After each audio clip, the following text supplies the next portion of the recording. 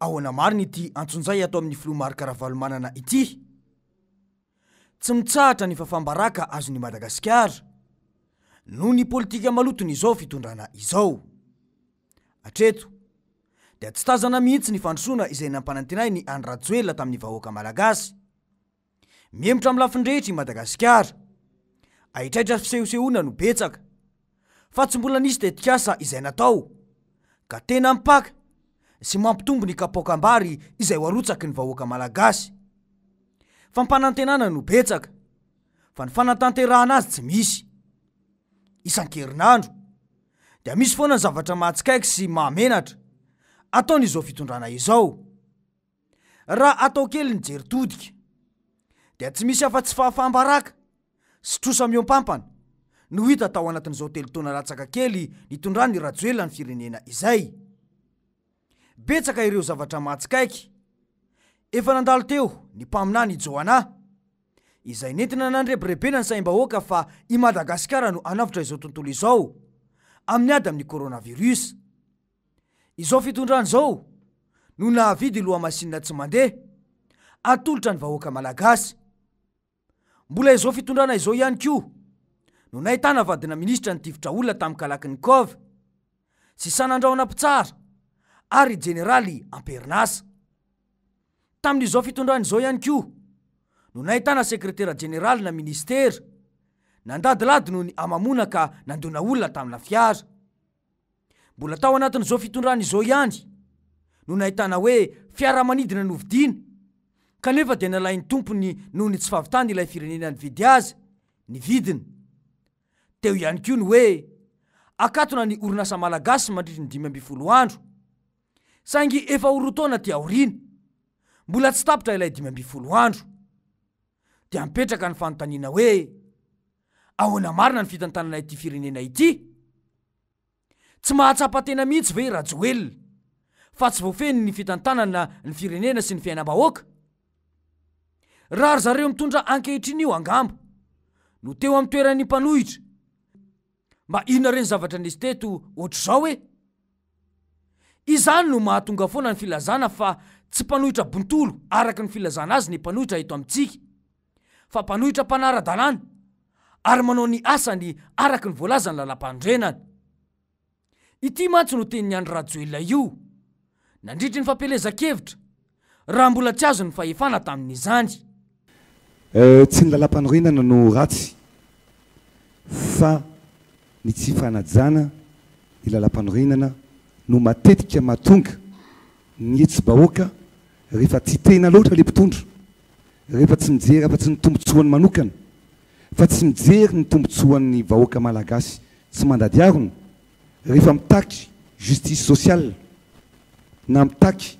ny rariny sy intsiny mba hahafany miaro ny vahoaka malagasy dia amin'ny alalan'ny basy, amin'ny alalan'ny fanagadrana. Zany ny zavatra misy teto. Dia mipetraka ny fanontaniana hoe maninona no fitahana ny vahoaka? Tena voaja ny velona lalam-panorenana izay nosoratany? Aka ohatra kaiky isika. Mazava ny voasoratra ao anatin'ny lalam-panorenana ny Repoblika Fahaefatra eo amin'ny 212.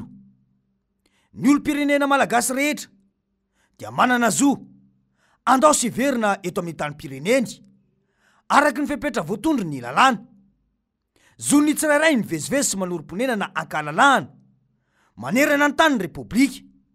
rehefa voaja ny zony hafa sy ny fepetra faritany lalàna. Ny alakamisy teo anefa dia nosakana ny zandary indray ny filomarika Ravalomanana tamin'ny lalam-pirenena fahafito iny rehefa hiditra teo an-drano manelatra. Tsy vitany nosakanana fotsiny fa namelarana ersa mihitsy ny lalana. Raha nitantsika amin'izao sary izao dia miaraka amin'ny basy Kalakinikov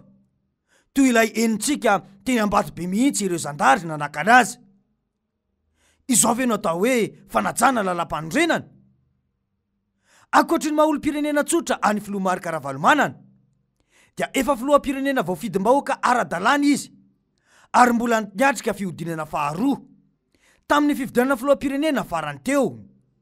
ary mbola lehibe ny mpanohitra ihany koa. Koa nahoana izy nosakanana lava amin'izay lehetra alehany? ny volamena sy ny harem-pirenena mivoaketo ny dalim-panan-kandalana ka mampijaly ny vahoaka amin'ny lalam-pirenena iny tsy vitan'izao fitondrany zao ny manaka anazy sy manara-maso azy dia mipetraka ny fanontaniana hoe ny fahefana ve no malasa adala sa ny adala no mahazo fahefana dia hoy ny biro politika hoe zay antondi manokana makasika ny orinasa no fitsidihana ny orinasa tany Antsirabe ary niaraka tamin'ireo mpiaminantoka na i solitenany ambassadeur ny zavatra hita sy nitranga nefa dia mbola nitranga indray le fomba fanao nireo mpitandro ny filaminana zay marianety moa zany fa raha araky ny angom-baovao zay hita dia ny gendarmerie pirenena zay nanao fisakanan-dalana tamin'ny alalan'ny hertsa ary nanakana sy nampijanona mihitsy ny fiara zay mitondra ny Andriamatoa Marc Ravalomanana ary namenatra tao anatin'le izy moa araka an'le voalaza teo dia tsy haiko na tsy nampoizina le izy na fanahinina fa dia niarantsika nahita amin'ny alalan'ireny sary miparitaka sy ny amin'ny televiziona na ny tambazotra tserasera reny fa dia niara-dalana tamin'ny Andriamatoa Marc Ravalomanana ny solitena ny Masovahiny zay miasa eto toerana ireny zavatra reny dia nisan'ny manaitra tokoa satria arantsika malala fa ao anatin'izao toezava-misy eto amin'ny firenena na ny ato anatiny na ny velany dia tsy mahatsara endrika mihitsy ny firenentsika manoloana an'izao tontolo izao reny zavatra mitranga reny satria efa ombien'ombieny namoahana ny taty misehitry ny fanoherana na ny zahay ato anatin'ny tiako Madagasikara ny hoe aoka mba hampanjakaina eto amin'ity firenentsika ity ny fampiarana ny andininy ao anatin'ny lalam-panorenana dia ny fahazahoany ny olo-pirenena tsirairay avy mivezivezy malalaka ato anatin'ity firenena malagasy ity indrindrandrindra ihany koa dia efa nitsipihana manokana ary naverimberina ombien'ombieny fa izany Andriamatoa Marc Ravalomanana zany dia manana ny sata manokana ny fe azy satria dia filoha-pirenena efa lanim-bahoaka teto amin'ity firenena na manana ny antsoina hoe ancien président zany hoe manana statut izany rehetrarehetra izany no mitambatra ao anatin'ilay endrika isehoany zay zavatra rehetrarehetra zay ka malasa saina ary azo anjaina mihitsy fa tsy tokony mendrika ny zavatra hitranga sy ny hita ny firenena eto toerana sy ny any ivelany ny zavatra nitranga sahaka ireny satria tsy azontsika tampena maso ary tsy azontsika tampenam-bava ihany koa tsy hiteny manoloana ny zava-misy reny ireo zay nilazaina hoe nanatry maso sy nahita n'izany vaovao ary indrindrandrindra moa araka ny lazaiko teo dia pirofo mitoaka amin'ny terana nanatrika n'izany zavatra rehetrarehetra zany ireo Masovahiny zay niara-dalana tamin'ny Andriamatoa filoha marina mihitsy izay voalazan'izay nanatry maso izany fanakanana ity filoham-pirenena teo aloha ity mantsy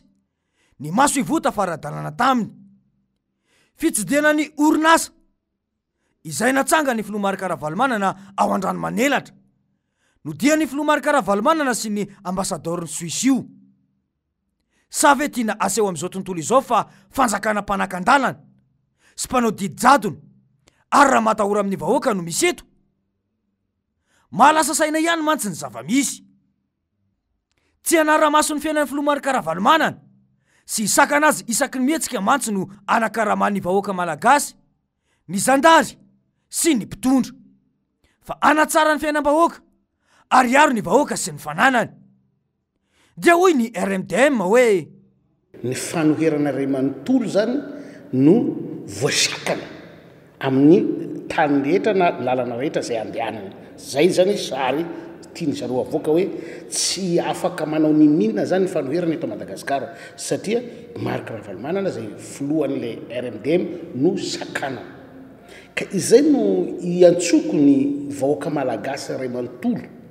zay anisa nifidy any Andriamatoa Marc Ravalomanana na ireo nanohana anazy na ireo pomba ny RMDM ray manontolo mba hitodika tanteraka fa tandindomondoza ny firenentsika satria raha ny zavatra misy eto amin'ny firenena amin'izao fotoana izao te miamirongatra indray lay tsy fandriam-pahalemana amin'ny lalana pirenena maro samihafa eto Madagasikara miamirongatra lay olona zay tsy eretreretina hanao an'izay zavatra zay nefa no misakana any olona mandeha mahitsy ny ato ny mpitandro filaminana manakana avec arme ny atsy ny mpitandro ny dahalo manakana avec arme izy ary zay no antenaitsika hiaro an'le vahoaka sy ny fananana raha ny mpitandro filaminana manakana avec arme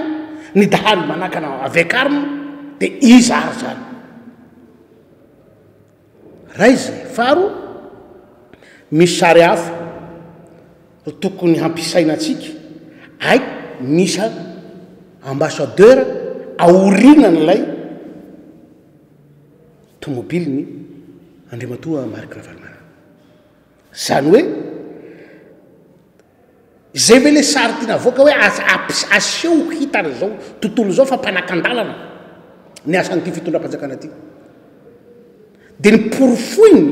amin'ny endrika mazava zany fa hoe ny asan'ity fitondram-panjakana ty dia mpanakan-dalana ninninona ambarany mpitondra na manao ny asany ny mpitandro ny filaminana na tsy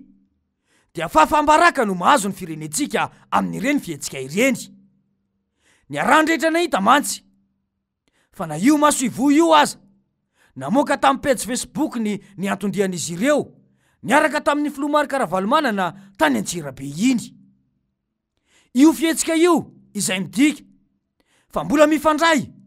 ary mifampiresaka amin'ny Filoha Marc Ravalomanana ireo maso ivo miasa eto amintsika save izany mihitsy ny tsy zakany mpitondra ka mahatonga azy ireo anao izao fihetsika izao ny hita aloha hatreto dia tamin'ny fitondran'ny Filoha Marc Ravalomanana no tena nilamina ny vahoaka malagasy ary io fihetsika ataon'ny fanjakana io dia midika mazava fa tsy misy rarahina izy ireo ny fahantrana sy ny fahoriana mahazo ny vahoaka malagasy mihitsy nampiasa olona hatrany amin'ny 4,000 tamin'izany fotoana izany ny orinasa ary namokatra ny vita malagasy izany hoe ireo olona miisa 4,000 izay nanana fidiram-bola tao amin'ity orinasa ity dia very asa avokoa ankehitriny inona no olana amin'ny fitondrana raha mikasany amerina ireo olona ireo anana asa indray ny Filoha Marc Ravalomanana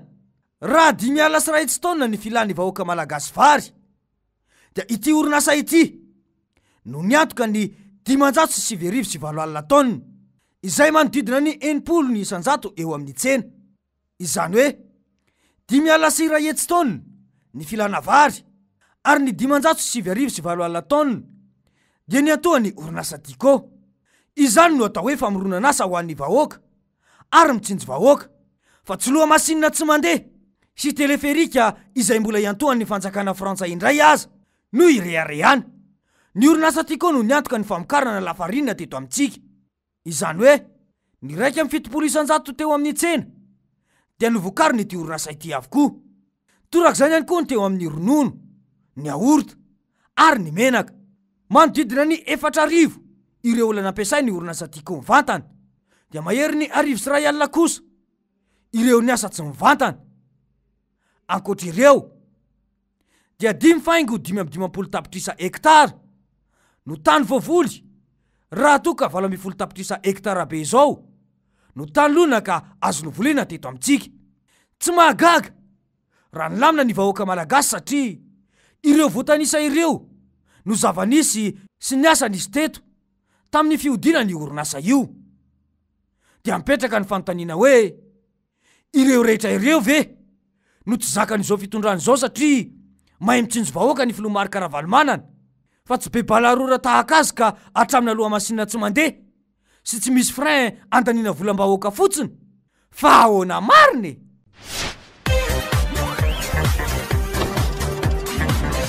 ahoana mariny